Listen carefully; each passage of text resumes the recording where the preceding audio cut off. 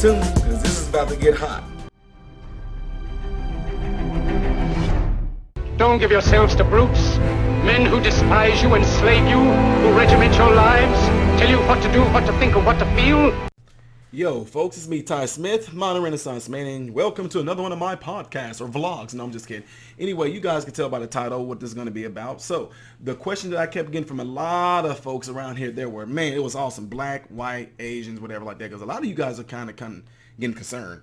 And some people even wanted me to come on their shows, their radio shows, whatever like that, which is going to be fine, but I can't be going like to California, New York, unless you're going to pay for me to come there.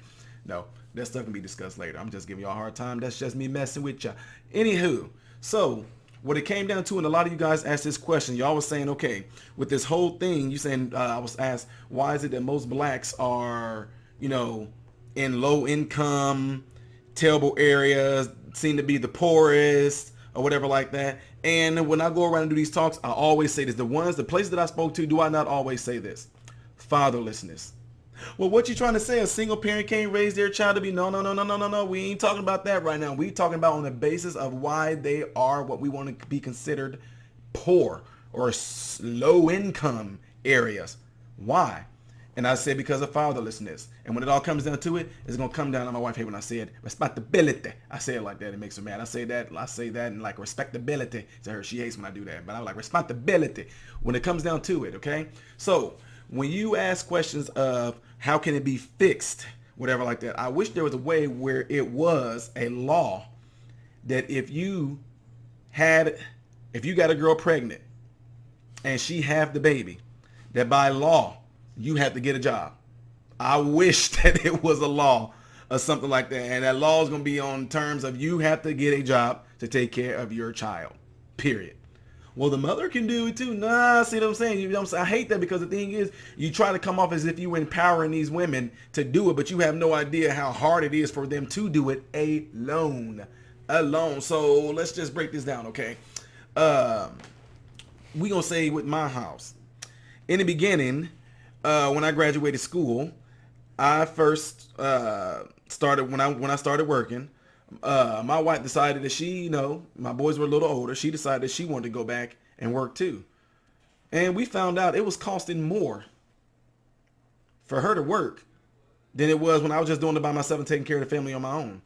Because something that's called daycare, you talking $300-400 some dollars a week for daycare? Man, I'm like, babe, oh no, we did that for like a month or something. It's like, nah, 2 months, baby. It's like, oh no, this is not working.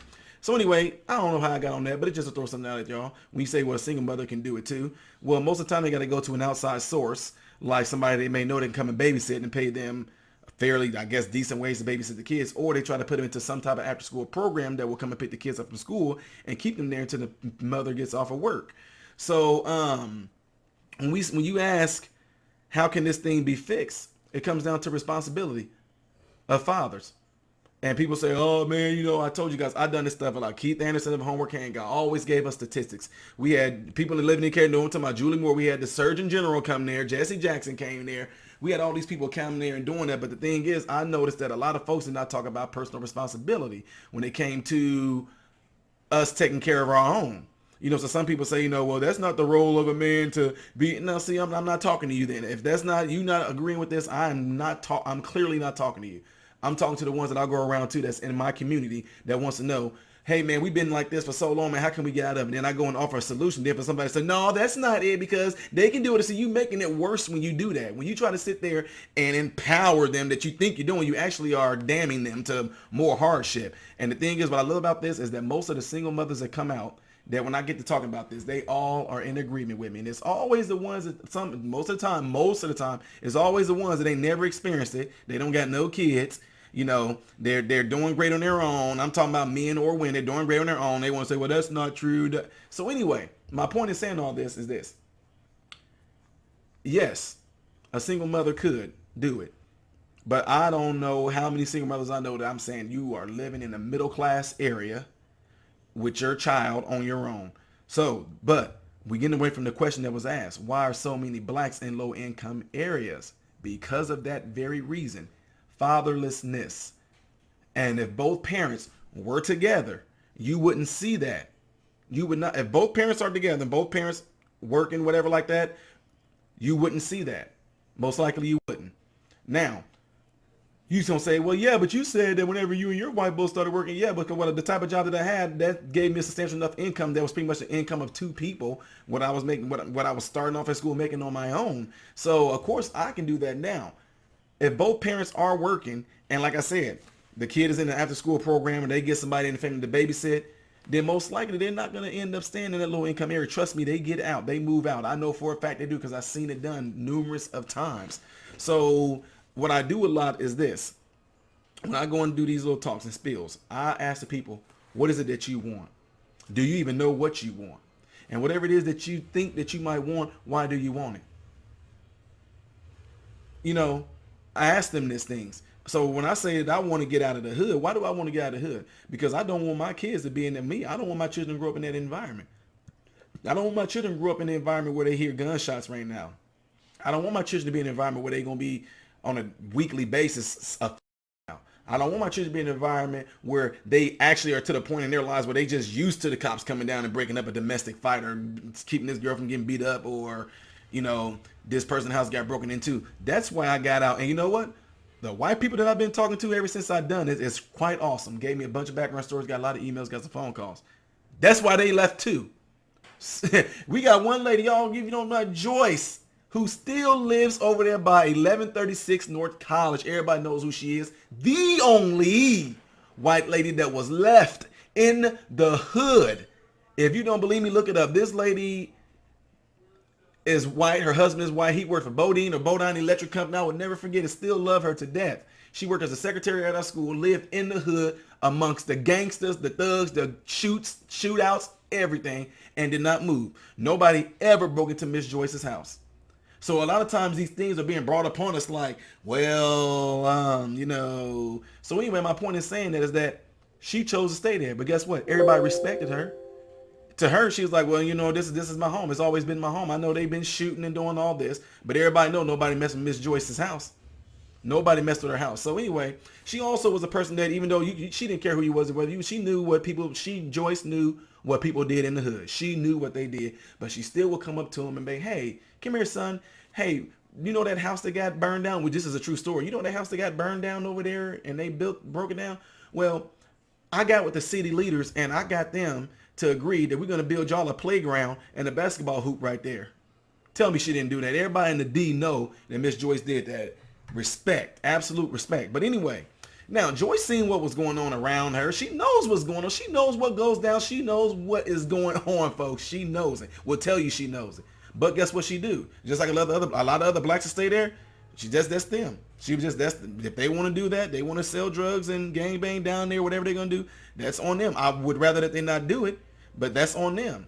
So, my point in saying that is that a lot of people that were there before that looked just like her, that were white, they was like, oh no, I'm getting out of here. I'm getting away from this. But guess what? People said, well, what about Joyce and her kids? Well, Joyce was there. Her kids were grown and long gone before the hood became what it was. When I say the hood, I'm talking about, I'm just being real with y'all. And it's shown in certain areas, once they start to tear down projects, then they end up approving people for certain type of housing through Section 8 and all that. And Section 8, like I said, when I told y'all that, you know, these companies, real estate companies, whatever you want to call it, landlords, they don't care about no color. Oh, what? Wait. You have Section 8? Oh, they automatically know they getting that paycheck from the government every month. So we don't care what neighborhoods we put them in so we can get paid. So what happens is that, you ever heard the logic, God took the children of Israel out of Egypt, but once they got out of Egypt, Egypt never left them? It's the same type of thing. So if you have this group of people of a certain type of mentality, a certain type of way of living, rough, aggressive, and gangs and all that, if you tear the projects down and these people got nowhere to go, and now all this housing is being approved to go into what we want to call basically middle class folks, blue collar, whatever like that, when they go into there, what do you expect the people to do? They move. There were black people there too that flat out just said, oh no, I'm staying here. They moved.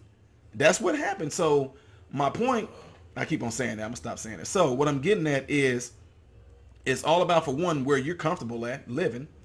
It's all about, two, I guarantee you, if Miss Joyce, she can answer this, I love her to death, she would answer this. If Miss Joyce, during the time that all this stuff was starting to go down, if Miss Joyce had young children, even pre-teenagers, she wouldn't even have, no, she wouldn't even have, I know she would have moved because she didn't want her kids to grow up in that environment. So she decided to stay because, like she said, they don't bother me. I don't bother them. Nobody's ever broken into her house, and her and her husband are white people on the block. They'll come outside and speak to everybody knowing that there's a drug deal going down on the corner right there. Don't care. Don't pay no attention to it. That's just how it was there. So it's a lot of stuff that goes into that because a lot of y'all don't understand why people do what they do when it comes to drug selling anyway. So that's another story.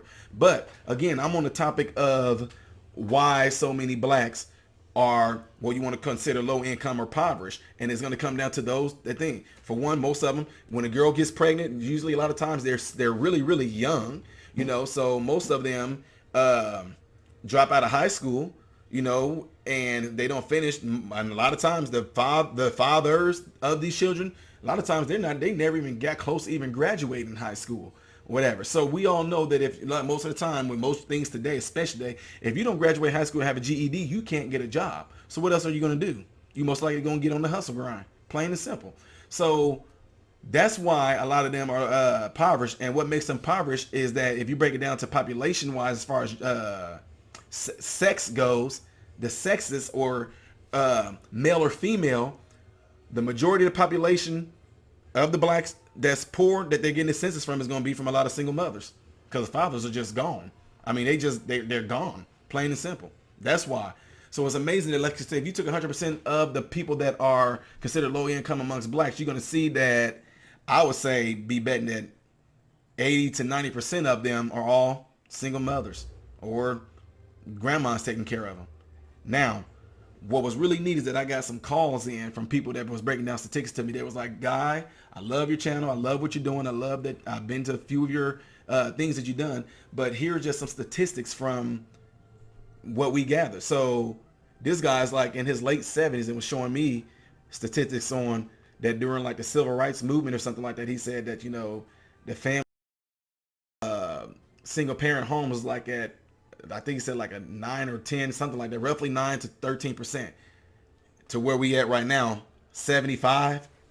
So I'm trying to figure out what happened. And what you end up seeing is a pattern that the fathers were being taken out of the home. And on top of that, no sense of responsibility, no consequences for doing that. So it would, to me, that's why I said, to me, it would be really neat that in law that, you know, I know we teach sex education, but how about you teach responsibility too? That, you know, if you're going to have a partner and you have a baby, then this requires you to get a job. I mean, it should come. I mean, you know what I mean? You got to have driver's ed in order to drive a car, right? So they ought to have this thing out there like, you do know that if this girl is pregnant, you turn out to be the father, you do know that means you're getting a job. It doesn't matter what job I don't care if you like it or not. You getting a job to work and taking care of this child.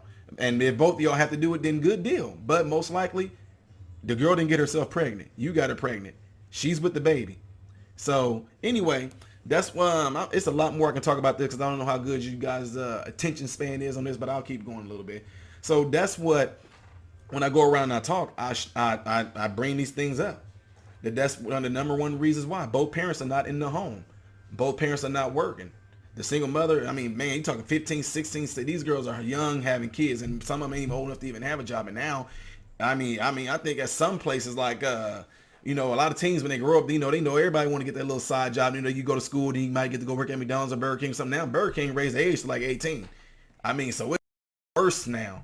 So anyway, again, I know there's going to be some disagreements. People going to say things like, well, the reason why you guys aren't ahead because there's a systemic racism or systemic white privilege or anything like that. But again, it's the fact that I told you guys about that movie Village.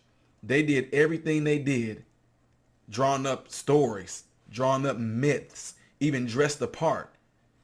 They got those people in that place to believe that these spiritual things or these forces don't want them to venture outside this certain parts in the woods because something's going to happen to you if you do. When all along, one girl got out of the village. She noticed she seen something she ain't seen before, which was a wall. Yes, it was a wall. I built it. No, I'm just kidding. It was a wall. And she got outside there and the police officer pulled up in the car. She just freaking out like, what is this? What's going on? What happened? What is that bright shiny light thing? What in the world? She didn't even know what they even called a vehicle, a car. And the officer looking at her like, ma'am, you okay? You know, and then to find out that beyond that, when the camera zoomed up to give it a bird's eye view, you saw these walls all around this area that was closed off to a private civilization that wanted to keep the outside world obsolete to everybody that lived there. So to me, I say the same exact thing. There is a mental wall that's out there amongst society. If you in a certain region or a certain area amongst whites and black, but we just see this, we just going with the statistics saying that it's predominantly in a lot of blacks, that there is a wall there that's keeping you from getting out. These myths and beliefs and these certain type of logic they try to teach us, what good does it do to tell me about these things when it's not helping me? What good does it do to talk about the oppression that supposedly is on us or any of that when it doesn't propel me to go and see what's beyond those walls? Because I told a lot of people that, and I'm saying it right now, blacks, I got out of the village and it's a farce. All those things that we've been taught why we can't get out of the village are a bunch of lies. Because if you want to get out of the village, you can, and it's going to come down to choice.